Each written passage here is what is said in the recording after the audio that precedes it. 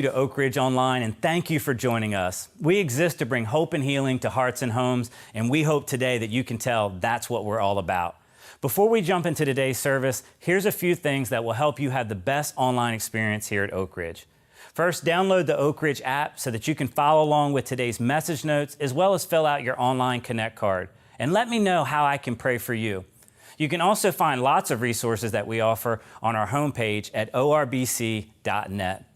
Well, we're going to jump into service. The worship band's got lots of great songs planned for us that you're going to enjoy, and we've got a message that I think is going to be so encouraging to you, and all of that starts in just a minute.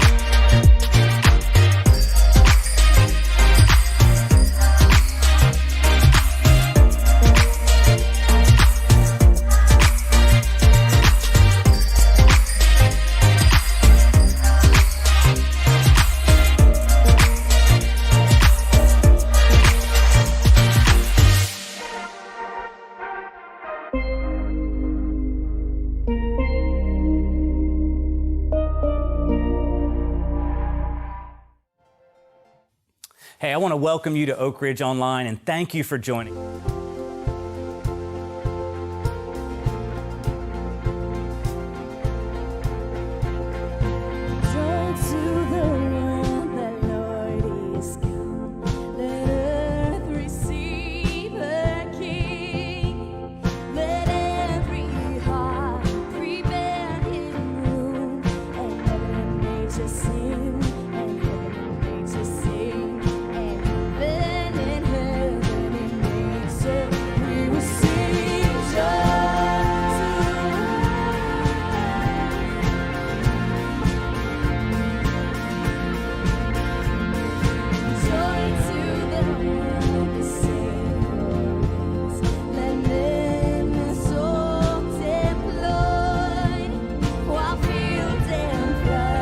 Watch me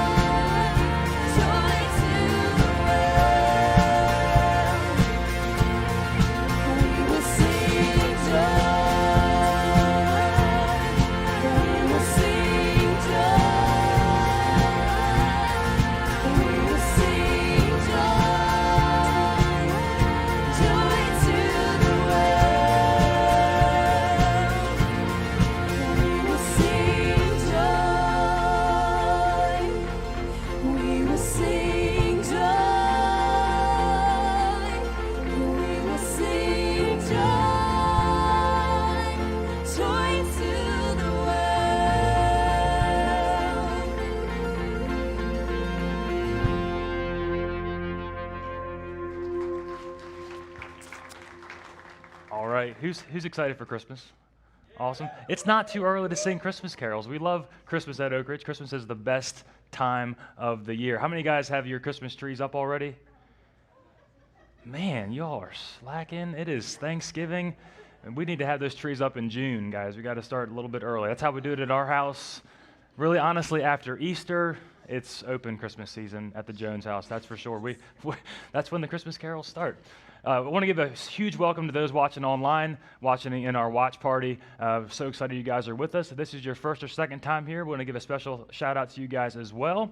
We're so excited that you're joining this service with us. If you guys can take your phones out, we'd love for you to check in and let everyone know that you're here at Oak Ridge, and let them know that Christmas is still on at Oak Ridge. When you check in on your social media, you can also share what is your favorite Christmas carol, or I guess it is Thanksgiving. There's a lot of people that no Christmas until Thanksgiving. If you're one of those, share with us your favorite Christmas or Thanksgiving meal or side dish or something like that. Mine, cranberry sauce.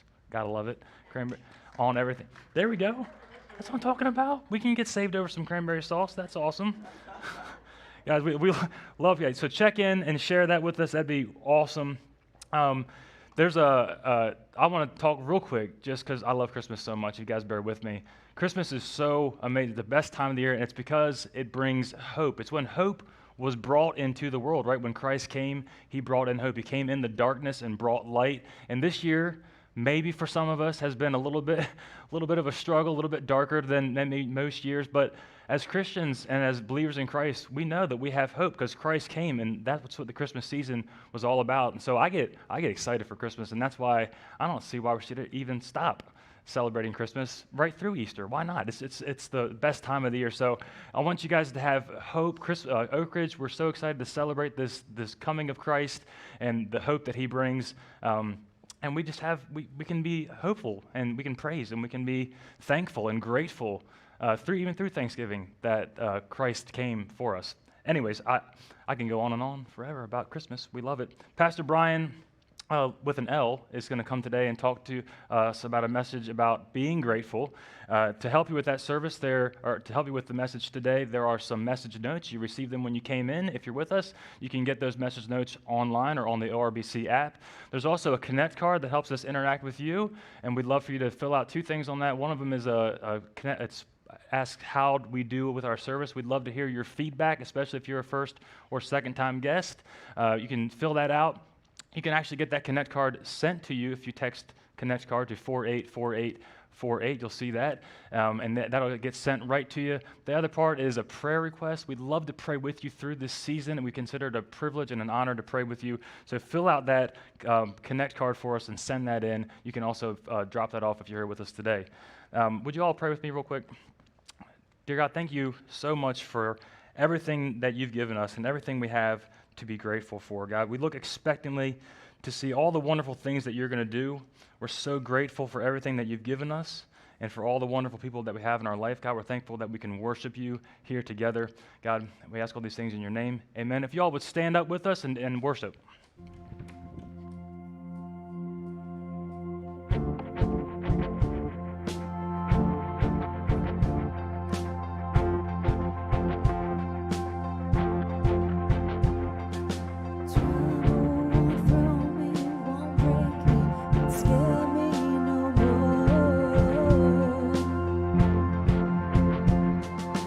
Fear must have thought I was faithless, came for my heart.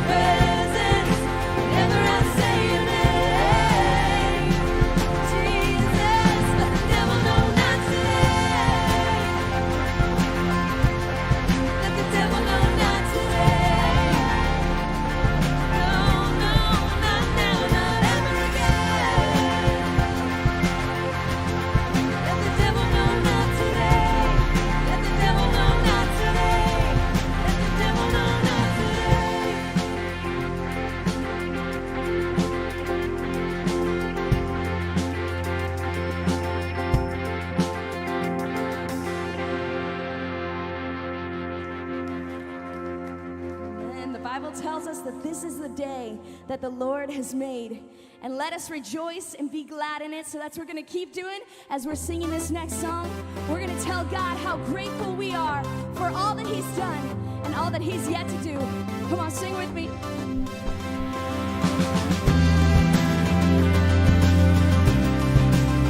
Sing, this is the day that you have made.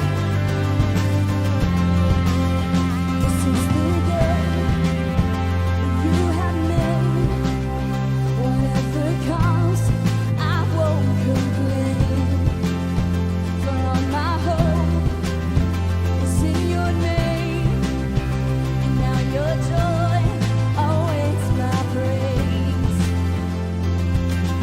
I give thanks for all you have done. And I will sing of your mercy and your love. Your love is unfailing. Lord, I am grateful.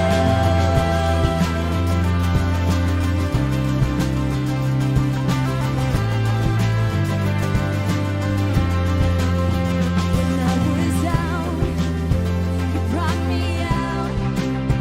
You set my feet on higher ground. So here I stand. You are my God. Faithfulness, my solid rock. I give thanks for all you have done. And I will sing of your mercy and your love. Your love is unfailing. Lord, I am grateful. I give thanks for all you have done. I won't forget all the battles you have won. Your love is unfailing. Lord, I am grateful. Oh, I'm so grateful.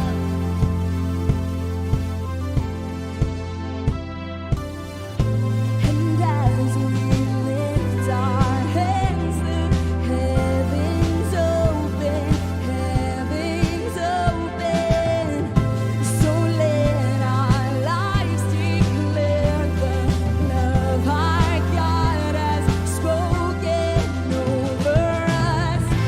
And as we lift our hands, the heavens open, heavens open.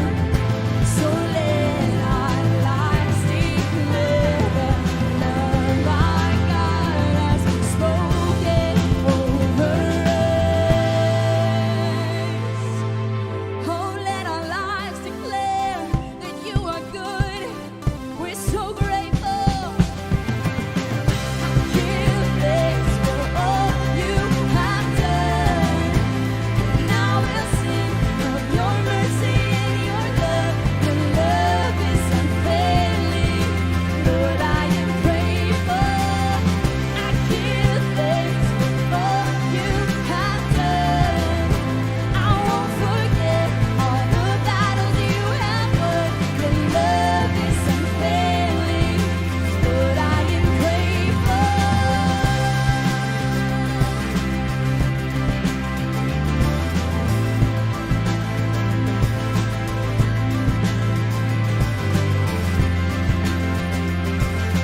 Lord, I am grateful.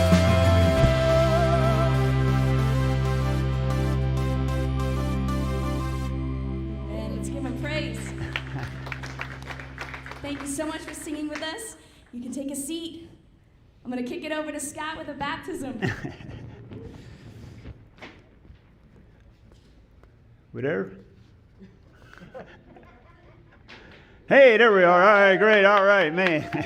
Well, we're thankful the lights came on, aren't we? So, hey, man, you know what, church family, I hope you're thankful and grateful, keeping that theme of that we get to witness a baptism today.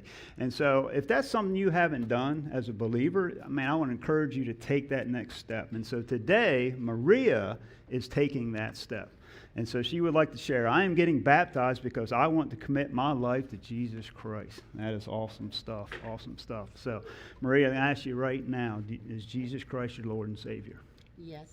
Yes, he is. Okay, on that public profession, I want to baptize you as my sister in Christ. buried with Christ in the name of the Father, Son, and the Holy Spirit, and raised to walk in a new life. That's awesome. Hey, check out this video as we prepare for the message.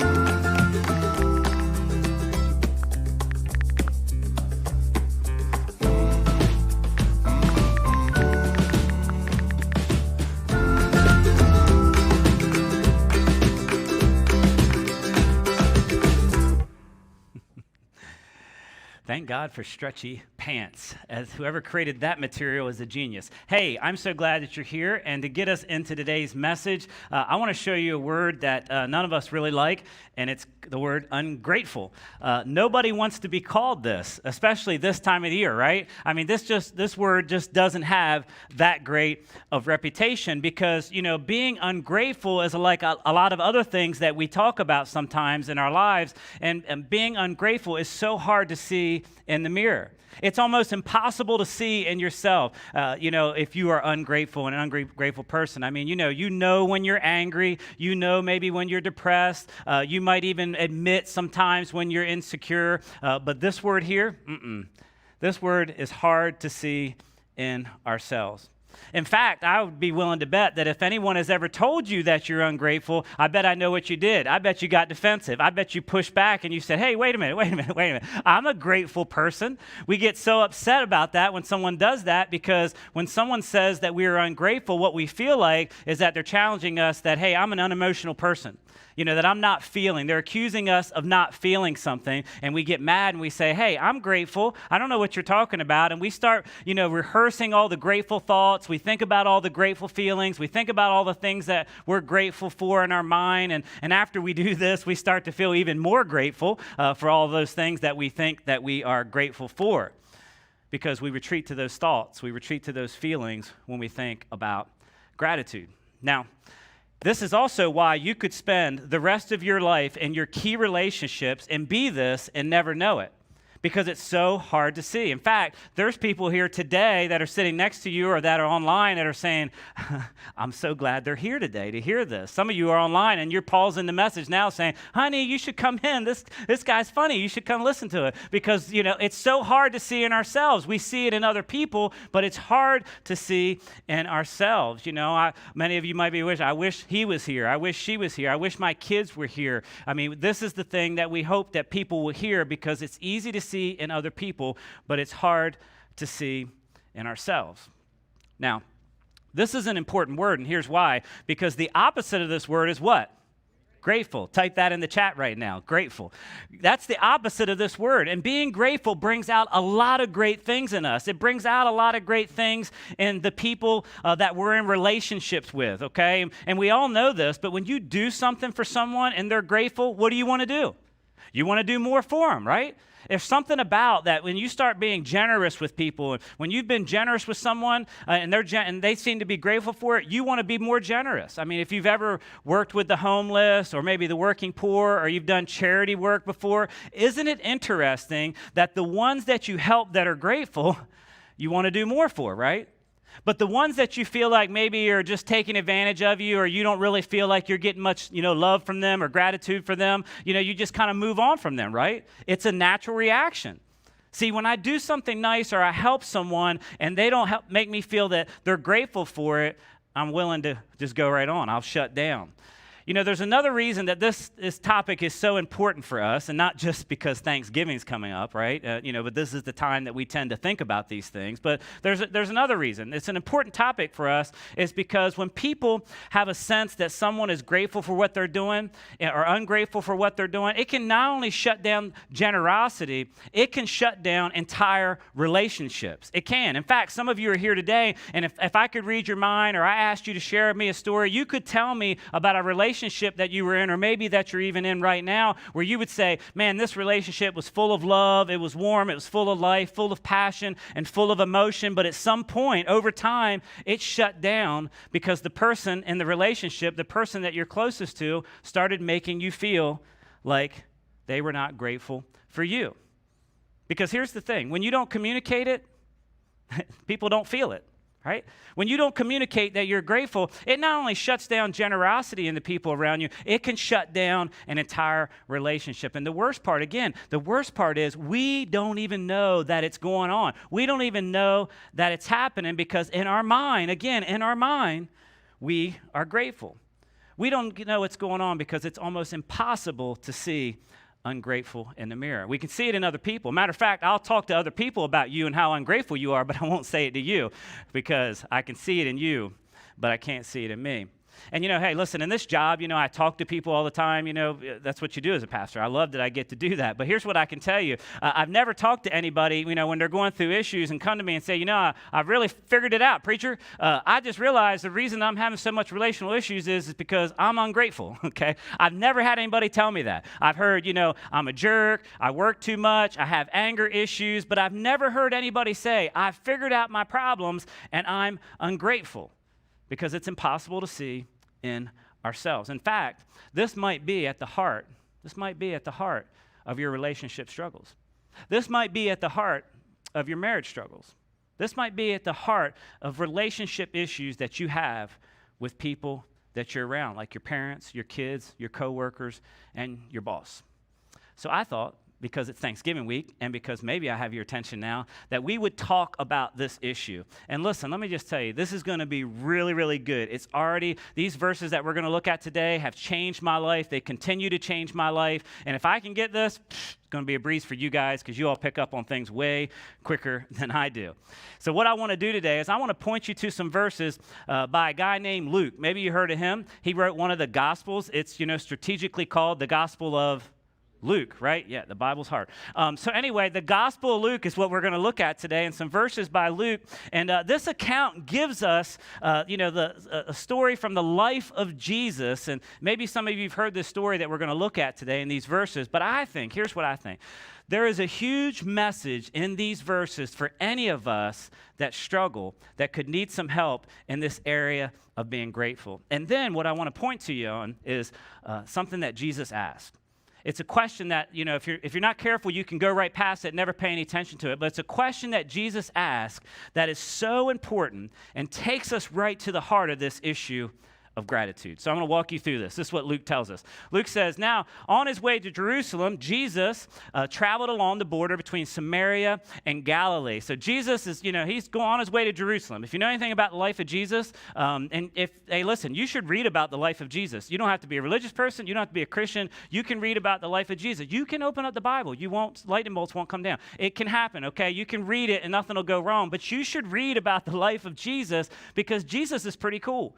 And as you read about Jesus, you'll probably find that you really like Jesus. So Jesus is going to Jerusalem, and if you've read the Bible, then you know Jesus is going there because one day he's going to be arrested, tried, crucified. He's going to give his life for our sins, okay? And that's another story, another topic we'll talk a little bit later.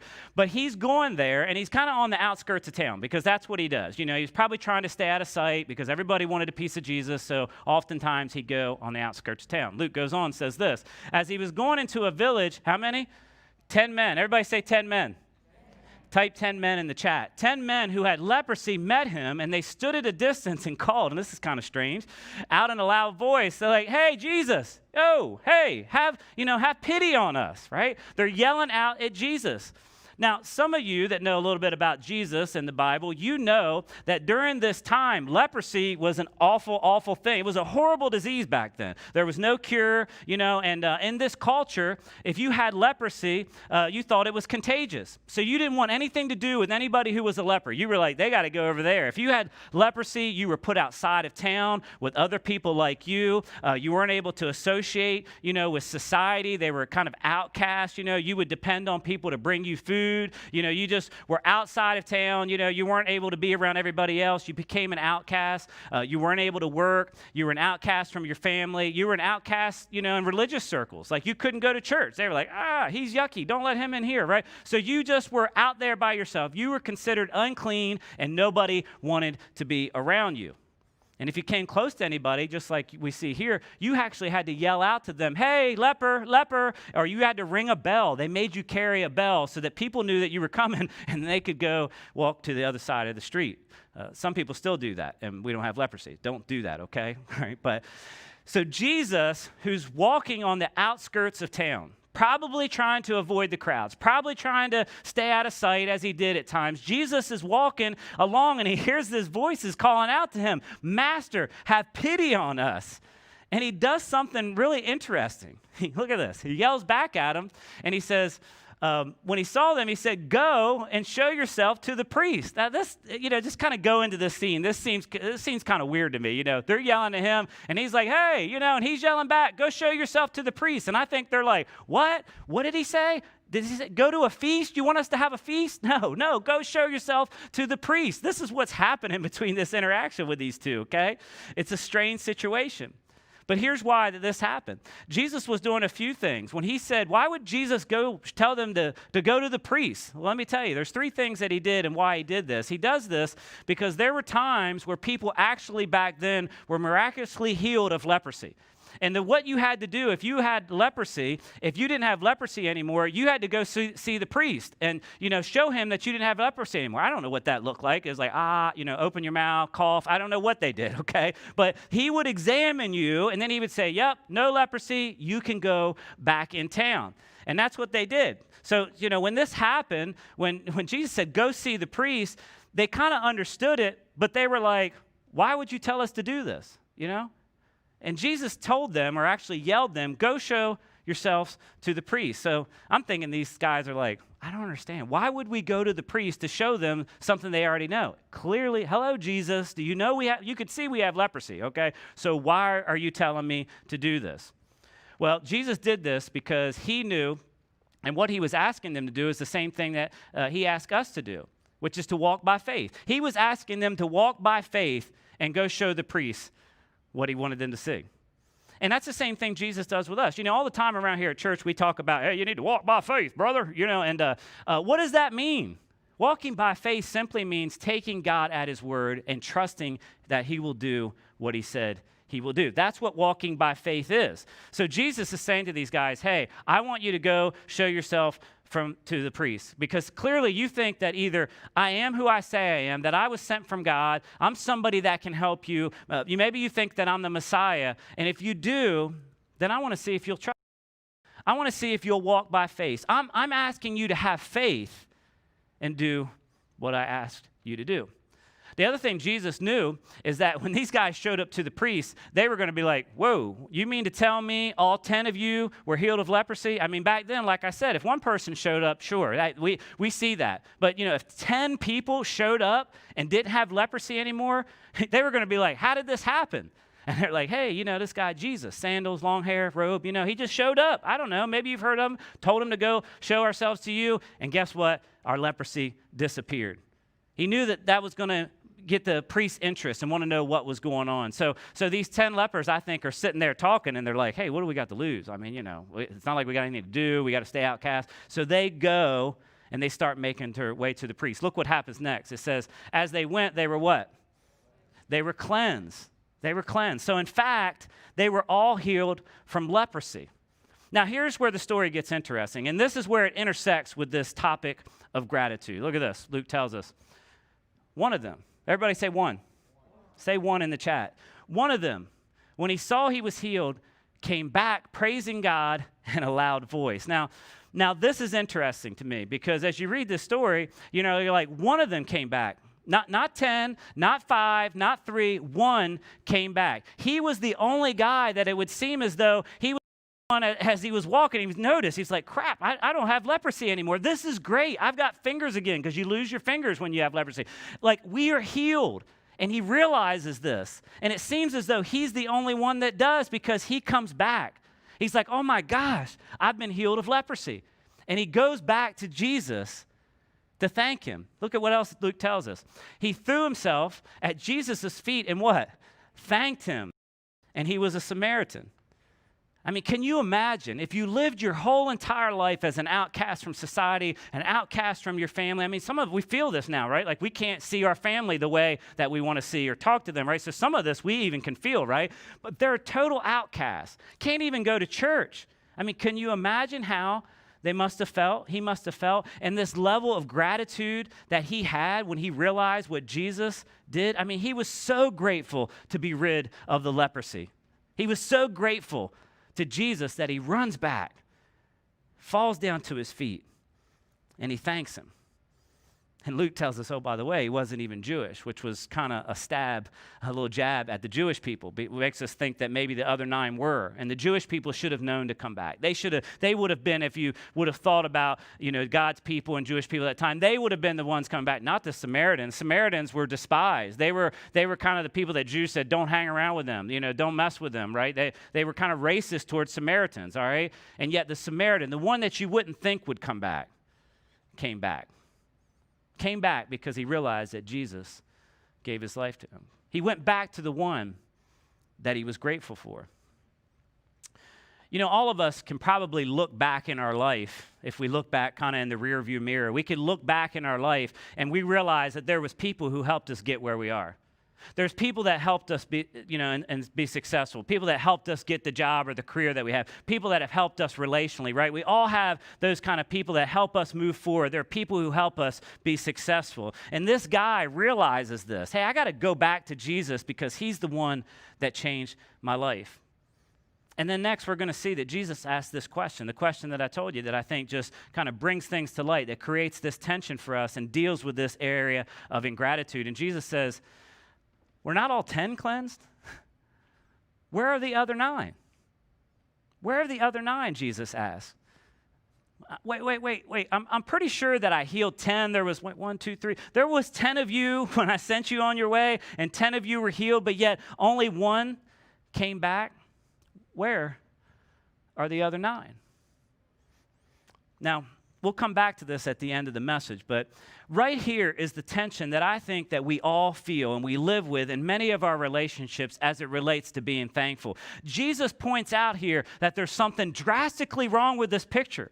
There's something drastically wrong, and Jesus says, hey, it might also be something that's drastically wrong with you today as well, Brian. It might be something that it might be drastically wrong with us as it relates to our relationship. And Jesus asks a question. Were not all 10 cleansed? Where are the other 9? He goes on and he says this. Has no one returned to give praise to God except this foreigner? And then remember, this guy's at his feet. He's so grateful what's happened. Then he said to him, rise and go. Your what? Your faith has made you well. Now, we read this story, and the typical response is this, or at least it is for me. It's like, wow, that one guy was really grateful. But those other 9, they were so ungrateful. They were a bunch of jerks. How did they not come back, The one guy was so grateful, but the other 9 didn't. That ain't right. Jesus gave them all something that was so awesome, something that was life-changing, something that they will probably never, ever have an experience like again. He gave them their family back. He gave them their career back. He gave them their life back. But yet, they didn't come back. And you know what? Here's what I think. I think if we could run ahead of those guys, okay, imagine, this isn't in the story, this is just me, okay, but imagine if we could run ahead of those guys and be like, hey guys, I know you're excited, but hold up a minute. Hey, let me just ask you something. Are you grateful for what Jesus did for you? What do you think they would say?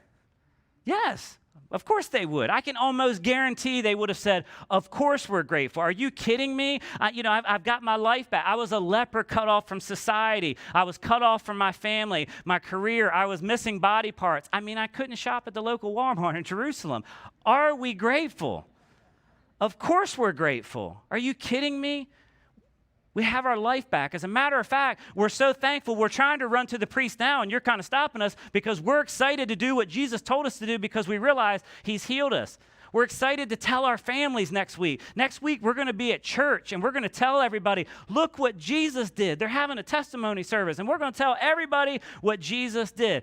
Our whole life will be able to tell about the miracle where Jesus healed us from leprosy. Are we grateful? We are having many, many grateful thoughts right now. Are you kidding me? Meanwhile, Jesus is back there with this guy saying, wait a minute, weren't there 10? Weren't there 10? Where are the other 9? Only one has come back. Only one has returned, and he's not even Jewish. In other words, even the one that came back isn't the one that should have came back. The ones that should have came back were the ones that should know how thankful they should be for me. But yet they didn't.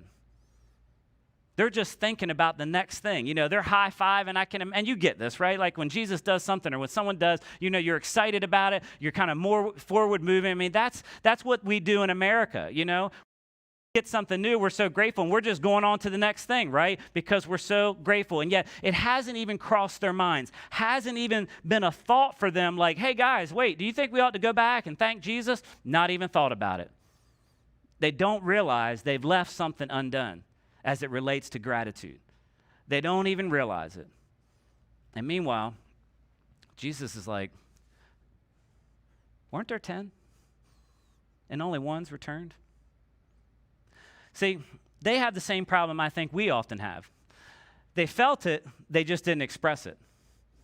They felt it, they just didn't express it. Like they felt it, and they realized it, and they knew that this was how they felt, but they just didn't express it. And let me tell you how this plays out in our relationships, because the same thing happens with you. You feel it, you just don't express it to those that are most important to you. You feel it, but you don't express it, because we'll tell everyone except those who matter the most to us. We'll tell everyone except those who matter the most how much we appreciate them, but yet we never tell the ones that matter to us most how much we appreciate them. Hello, right? We'll tell everyone around how grateful we are, but we will not express it to the ones that we're most grateful to. We see it, we feel it, we even think it, but we don't express it. And listen, somewhere in your life, and they might not say it like this, but somewhere in your life, somebody's saying, weren't there 10? And only one's come back? You see, here's the principle for today, and you're filling. Unexpressed gratitude communicates ingratitude. Isn't that true? Unexpressed gratitude communicates ingratitude. I mean, I really feel it. I really mean it. I really believe it. I'm really grateful. If you pin me down in the lobby, and ask me in mid-sentence, hey, are you grateful for that? Of course, I'd start talking about it. But unexpressed gratitude, it is real gratitude, but it's never expressed gratitude. And here's the problem that we have, and we don't think about it like this, but unexpressed gratitude, it communicates the opposite of what you really think and what you feel. It communicates ingratitude, even though you're thinking it, even though you feel it. And just like the other 9 lepers, who were so forward-oriented, so forward-thinking, got to get on to the next thing, that's the thing that we do so often in our lives too, and we forget. It's like, I got this education, I'm good, I'm going forward. I got this degree, thanks for helping me with that, but I'm going forward. I got her, she's my wife, now I'm going to be complacent and not brush my teeth, comb my hair, and change my underwear, right? I'm not going to do any of that stuff, all right? Shouldn't have went there. Now that he's my husband, and I can just chill, and and we wake up one day and we don't mean it because we feel like that we're grateful for those people closest to us, but yet we don't express it. And because I don't express it, it communicates that I'm ungrateful. But it's almost impossible to see in the mirror. It gets worse, because here's the other thing I want you to think about today. Unexpressed gratitude is a form of rejection. It is. And all of you ladies can appreciate where I'm getting ready to go with this one, okay? Because you can understand this. And you know, you'll take the day and make this Mac Daddy dinner, right, for your family. I mean, like you go shopping, you've made your list, you go to the grocery store, which is just an overwhelming experience right now. You get all this stuff to make this Mac Daddy meal. I mean, you didn't even watch Ellen today because you're going to make this meal for your family, all right? And you get this meal done and you make it and everything like this, and then it's dinner time, right? You know, and this has happened, hasn't it? And it's dinner time. It's like, hey, husband, kids, come on in. It's dinner time. And what do you hear? Crickets. Like they're not moving or anything. So you say to them again, it's dinner time. Come on, it's ready. And they finally come in and they're rushing in, and the husband's watching, you know, Facebook, you know, scrolling through Facebook, looking at text. The kids are still having the same conversation they were having in the living room. And, you know, they sit down and then, you know, somebody wants to turn the TV on, and like, you know, the husband says, well, that's probably not that good. At least let's mute it, you know, because he wants to make some concession for you. And like you're thinking, like, what is going on here? And then they hurry up, right? Ladies, you know what I'm talking about. They hurry up, we get finished, and then we just walk off, or, you know, again, your husband's on the phone, and you're like, what is going on? And they have no idea how furious you are. You're about to have a Medea moment. You're like, you better get back in this kitchen right now. I've been slaving over this all day. And yet they don't know it. And you know what, ladies, if you were to pause and say, hey, hold up. Oh, are you all appreciative of this meal that I made for you? That I worked all day and made all this for you? Don't you appreciate mom? Don't you appreciate wife? What do you think they would say? They would say, of course we do. Of course we do. Thank you so much. But because you didn't express it, because you didn't communicate it, because nobody does that, no one says thank you, the thoughts they feel is that you're not thankful, that you're ungrateful, because you didn't express it. And you know what mom feels? And you know what wife feels? She feels upset because you didn't say thank you. And then, not only does she feel rejected, but then us guys, we do this. And husbands, why do we do this? I don't know why we do this. We go in there, into the kitchen afterwards, and she's throwing dishes around everywhere. She's throwing things in the dishwasher. And what do we ask, fellas, when we go in there? Honey, what's wrong? That is so not the right question to ask. I mean, you're just hoping that the knives haven't been sharpened that week. And you have no idea how upset she is. You have no idea because you didn't express it. And by not expressing it, you express the opposite, that we're not thankful because, after all, you're mom. I mean, you should be doing that. You're the wife. Of course, I work all day. Why? Of course you should be doing this. You should be doing that. It's your job to cook, and we're entitled to this. So just leave us alone. We're going to go watch TV and get on Facebook and open the mail. And you feel something they never intended.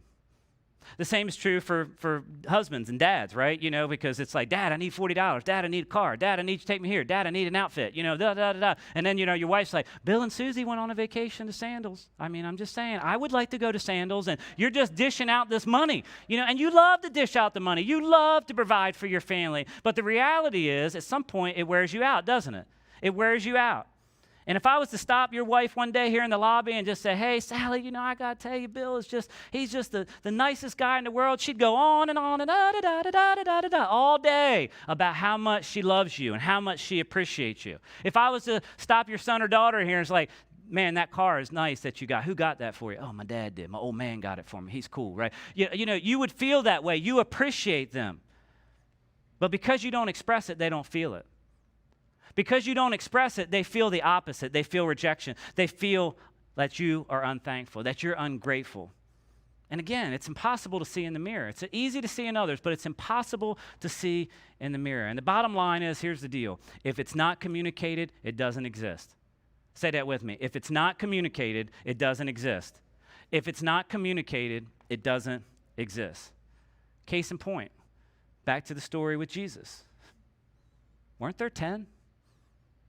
Weren't there 10? I mean, the other 9 are high-fiving. They're like, this is the greatest day of our life. I can't wait. We're going to do all kinds of things, having a party, right? And Jesus says, weren't there 10? Because unexpressed gratitude is the same as ingratitude. Unexpressed gratitude is the same as ingratitude. This goes from parents to kids to parents to in-laws, to the people that you work with, you know. And here's what it communicates. You're my son. You're supposed to do that.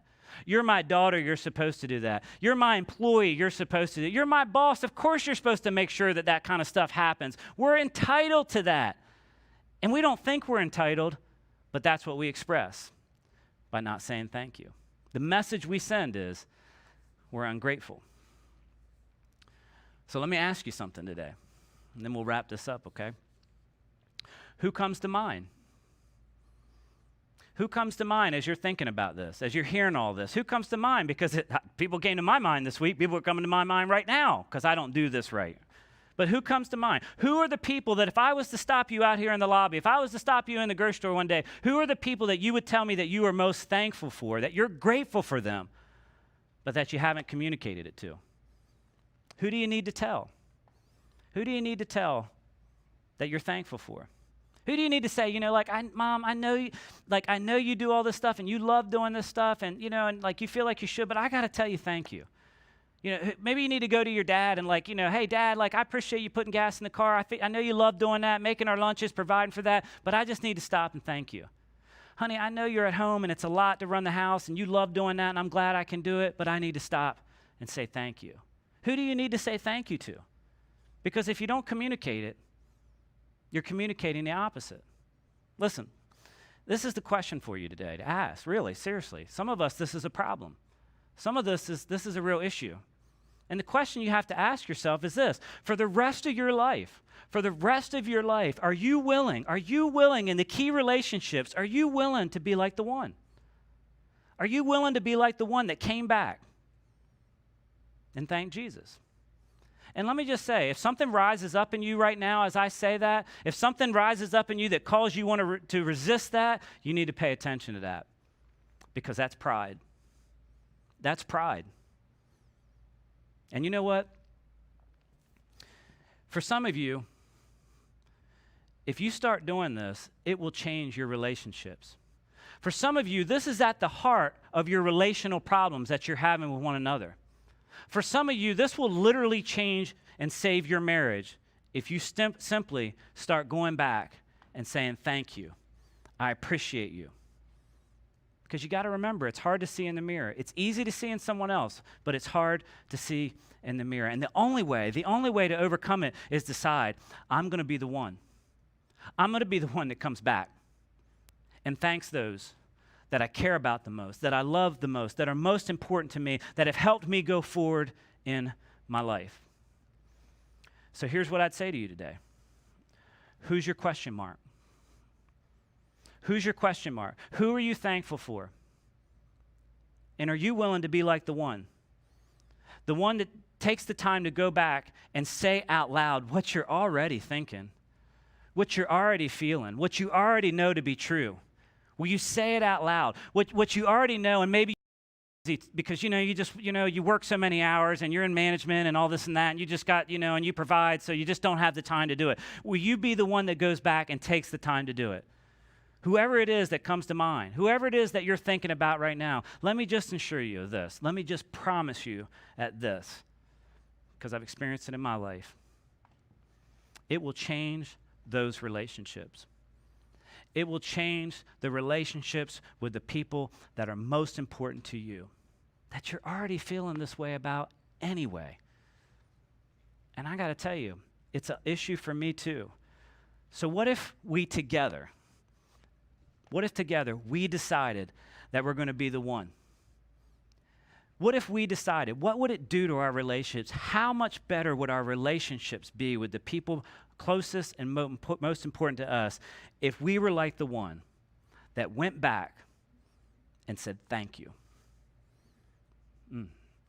Let me tell you something. God will honor that. God will honor that in those key relationships if you'll be the one. Here's a couple things I want to challenge you to do this week as you're thinking about all this and you're thinking about your question mark. I want you to ask, assess, and act. Let's say that together. Ask, assess, and act. I want you to ask today, who am I grateful for? Probably not going to be hard because you're probably already thinking about it. Who am I grateful for? Then I want you to assess, have you expressed it? And maybe, you haven't. And maybe that's you. Maybe you have expressed it, but like you don't express it enough. You're like an accountant type, and you have a quarterly reminder to express to people, to the people that are most important to you about when to say thank you. You need to do it more than that. Have you expressed it enough? And then I want you to do something about it, because it's not enough to stay at these two. Don't be here like, wow, that was a good message, Pastor. Felt it right here, right? And then don't do nothing about it. Act on it. Meet with them. Some of them are sitting right next to you right now. Meet with them and tell them. Ask, assess, and act. Now, here's what I'm going to say. I know right now what you're thinking. Husbands, you're thinking, well, I can't do this today, because if I do it today, then she's going to know that it's because you told me, okay? And let me just tell you, free yourself from that, because that's not how she'll feel. She'll be grateful that you told her that. I promise you she will. Ladies, you might be thinking this. You might be thinking, well, I'm not going to do this because you don't know my husband. He's still got a lot to work on. And if I tell him that I'm grateful for him, he might think that he's good and he don't have to fix any of these other areas. Let me just tell you, he won't. Seriously, as a matter of fact, ladies, let me just tell you something that you might not realize. You are his greatest cheerleader. And if you want change, you encourage with what's good. You tell him you're grateful for the things that you are grateful. And then you watch how he starts changing in the other areas. Kids, maybe you need to tell your parents. I know you think that gas tank just gets filled up magically, that it's like, poof, gas is in the tank. But maybe you need to tell your parents how grateful you are. Who's your question mark? Who's your one? Or will you be the one? And will you do this week and tell people how grateful you are? And then, will you come back next week as I kick off our Christmas is Still On series that's going to be phenomenal. Check out this promo video.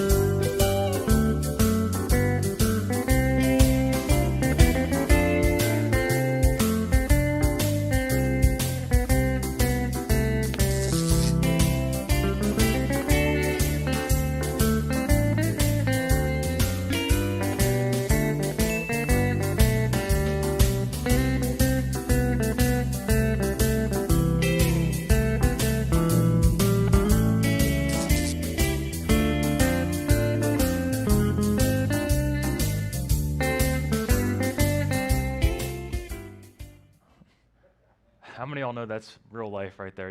You take all the time in the world, you put your Christmas decorations up, you like wrap the cords right and everything, and then you take it down from the attic and they don't even work. They're all tangled up, the ornaments are broken, but it's still fun. It's all part about the Christmas traditions. Christmas is definitely still on for Oak Ridge. In fact, Christmas is going to be here at Oak Ridge. Our Christmas Eve services will be here this year. Pastor Brian made an announcement last week about some COVID updates and whatnot. If you haven't seen that video yet, I encourage you to watch that on our website or on our Facebook page. And so not only is Christmas on at Oak Ridge, Santa's Wonderland is still happening at Oak Ridge. How many have been a part of Santa's Wonderland before?